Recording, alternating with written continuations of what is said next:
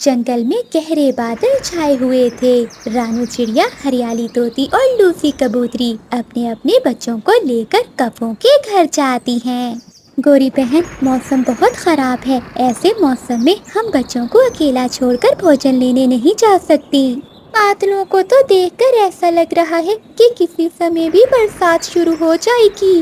अगर मीठू जी और कबूतर भैया दूसरे जंगल ना जाते तो हमें ऐसी मुश्किल ना आती। मेरे पास एक उपाय है, अगर तुम सबको अच्छा लगे तो। बताइए बताइए लूसी बहन, आपके पास क्या उपाय है? चिड़िया बहन, हम ऐसा करते हैं कि अपने अपने बच्चे गोरी और कालू के पास छोड़ जाते हैं। गोरी और कालू बच्चों का ध्यान रखेंगे और हम सब मिलकर भोजन ले आती हैं। परंतु लूसी बहन, भोजन तो हमारे पास भी नहीं है, हमें भोजन कौन देगा? कालू भैया, आप चिंता न करें, हम सब आपके लिए भी भोजन ले आएंगे। हम आपके बच्चों की रक्षा अपने बेटे जैसे ही करेंगे। अब जल्दी से जाएं आप, हवा बहुत तेज है। फिर सभी पक्षी अपने अपने बच्चों को कालू और गोरी के पास छोड़कर चले जाते हैं। वो सब जानती थी कि उन्हें भोजन कहाँ से मिलेगा। वो तीनों पहाड़ों की ओर जाती हैं, जहाँ उन्हें एक पेड़ के नीचे कुछ चावल मिल जाते हैं। उसी समय बारिश भी शुरू हो जाती है। चिड़िया बहन, भोजन तो हमें मिल गया है। हम ऐसा करती हैं, कुछ देर वो सामने वाली गुफा में बैठ जाती हैं। जब बारिश रुकेगी तो भोजन घर ले जाएंगे। फिर वो सब पास ही एक गुफा में चली जाती हैं। बारिश बहुत तेज थी। कौवा और कपी का घर ज्यादा सुरक्षित ना था। थोड़ी ही देर बाद उनके घर की छत टपकने लगती है। कालू जी, पानी घर के अंदर आ रहा है। अगर बच्चे भीग गए तो सबको ठंड लग जाएगी और बच्चे बीमार हो जाएंगे। गोरी, हमें बच्चों को भीगने से बचाना होगा। मैं अभी छत के ऊपर जाकर देखता हूँ। फिर कालू कौवा अपने घर की छत के ऊपर जाता है। यहाँ तो छत पर ढेर सारे छेद हैं। ऐसे मौसम में घर की मरम्मत भी नहीं हो सकती। मैं जाकर गोरी को बताता हूँ। कालू, जो भी है, हमें पानी को तो रोकना ही होगा। हमें बच्चों को भीगने से बचाना होगा। वो तीनों बच्चों को हमारे सहारे छोड़कर गई हैं। गोरी, तुम ऐसा करो कि बच्चों के पास ही बैठो। मैं अपने मामा जी के पास जाता हूँ। मेरे मामा जी के पास एक छाता है, मैं वो छाता लेकर आता हूँ। कालू जी, जल्दी आना और अपना ध्यान रखना। फिर कालू कौवा अपने घर से निकलता है। तेज हवा और तेज बारिश में कालू उड़े जा रहा था। वो बहुत मुश्किल से उड़ पा रहा था। उसे तो बहुत ठंड लग रही थी। और फिर कालू कौवा अपने मामा जी के घर पहुंच जाता है। मामा जी, अपना छाता मुझे 1-2 दिन के लिए दे दे। सब पक्षियों के बच्चे मेरे घर पर हैं और मेरा घर टपकने लगा है। कालू, पक्षी अपने बच्चों को तुम्हारे पास छोड़कर कहाँ गए हैं? मामा जी, वो सब भोजन लेने गए हुए थे कि बारिश शुरू हो गई।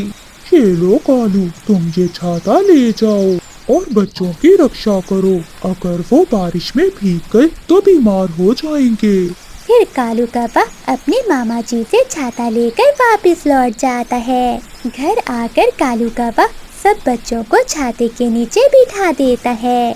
बच्चे अब सुरक्षित थे। वो बारिश के पानी में नहीं भीग रहे थे। कालू जी, तुम्हारा शरीर कांप रहा है। मुझे लगता है कि तुम्हें ठंड लग गई है। गोरी, मैं ठीक हूँ, तुम बच्चों की रक्षा करो। ऐसी बारिश में बच्चे न जाने किस हाल में होंगे।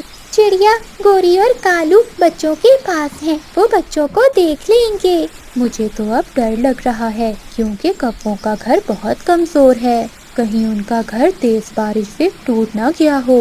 लूसी बहन, ऐसी बात ना करें, मुझे तो पहले ही बहुत डर लग रहा है। काफी देर बारिश होने के बाद मौसम साफ हो जाता है और बारिश रुक जाती है। फिर वो तीनों अपने अपने चावल लेती हैं और वापस लौट जाती हैं। कालू कौवे को बहुत तेज बुखार था। वो तो अपने घोंसले में लेटा हुआ था। गोरी, ये छाता क्यों रखा हुआ है?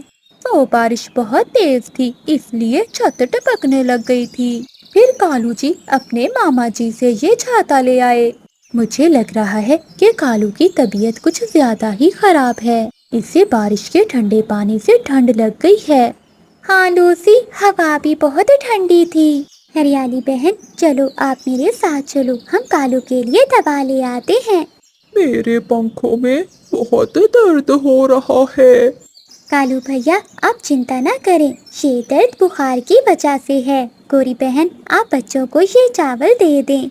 मैं और हरियाली अभी कालू की दवा लेकर आते हैं।